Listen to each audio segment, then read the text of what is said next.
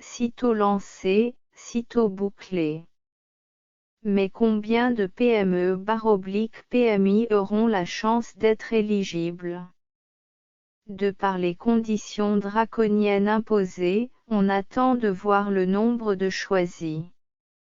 Le 21 juillet 2021, Alioudia du PNUD tweetait ainsi: « J'encourage les jeunes Togolais porteurs de projets innovants, les PME, start-up à soumissionner massivement à l'appel à candidature de la Facilité togolaise pour l'accélération et l'innovation. » L'appel a couvert la période du 19 juillet au 8 août 2021. Le 19 juillet 2021, la Facilité togolaise pour l'accélération et l'innovation, FTAI, a été lancée conjointement par le Fonds d'appui aux initiatives économiques des jeunes, FEJ, et le Programme des Nations Unies pour le développement, PNUD. Ce fonds, financé par le PNUD et qui sera doté d'un montant de 265 milliards FCFA, 404 M € par an, vise à faciliter le financement de l'innovation, à travers un soutien financier aux entreprises innovantes dans le but de contribuer à la création d'entreprises et d'emplois pour les jeunes. Déjà le 6 août, nous émettions des réserves quant à la paresse du Togo à consommer les subventions souvent mises à sa disposition. Le Togo a une triste réputation de ne pas consommer les subventions mises à sa disposition. Les entreprises devront rembourser assurément les fonds à elles alloués. Est-ce le FEJ qui se chargera de suivre les remboursements après que les business plans seront adoptés et les financements décaissés? Nous demandions-nous. Mais les conditions d'accès à ce financement montrent que beaucoup seront tentés, seulement très peu ou trop peu seront choisis. Parmi les conditions imposées, on peut noter: être un Togolais âgé de 18 à 40 ans révolu au jour du dépôt du dossier de candidature. Avoir une entreprise dans un des secteurs d'activité suivants: transformation, services, TIC, agriculture et élevage, et enregistré au Togo. Avoir au moins 3 années d'exercice au Togo.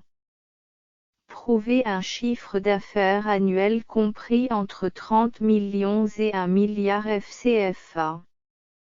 Avoir déjà un produit ou service sur le marché qui constitue une substitution à l'importation.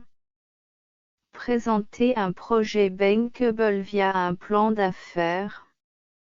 Proposer une innovation soit dans la fabrication de ces produits, biens ou services, les modes de production, procédés, l'ouverture à de nouveaux marchés, débouchés, le renouvellement des matières premières, sources d'approvisionnement, l'organisation du travail, etc. Si le PNUD et le FEJ en sont arrivés à ce projet, c'est suite à des constats: création d'entreprises et d'emplois pour les jeunes.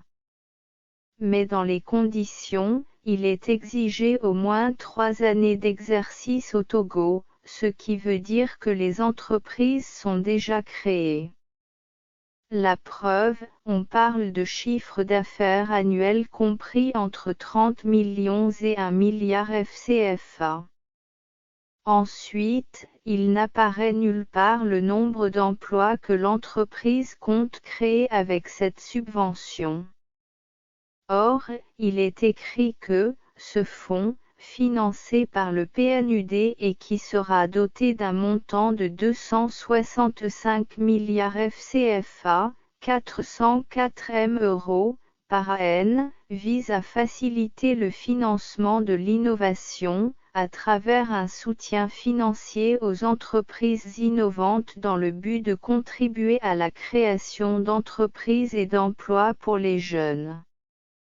Le PNUD était toujours là en 2014 lorsque le Fonds national pour la finance inclusive, FNFI, avait été lancé, plus précisément en avril.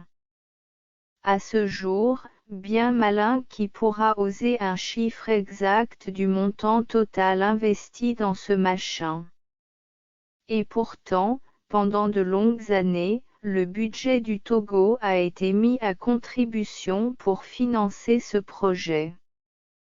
Mais ni l'actuel Premier ministre, ni l'actuel secrétaire avec rang de ministre, Damacy Massameso ne sont en mesure de dire aux populations les sommes exactes en termes de capital investi, d'intérêts, d'épargne, de revolving ou que sait-on encore. La gestion de ce projet s'est apparentée à une caverne d'Ali Baba dont personne ne connaît le fond des fonds. Et c'est au bout de cette corde labyrinthique que le PNUD engage d'autres subventions à rembourser assurément par l'État togolais sans garantie aucune du nombre d'emplois à créer. En matière de marché public, les noms des entreprises attributaires n'ont jamais constitué un secret. On veut croire que ceux des PME qui seront retenus, seront portés à la connaissance du grand public. Transparence.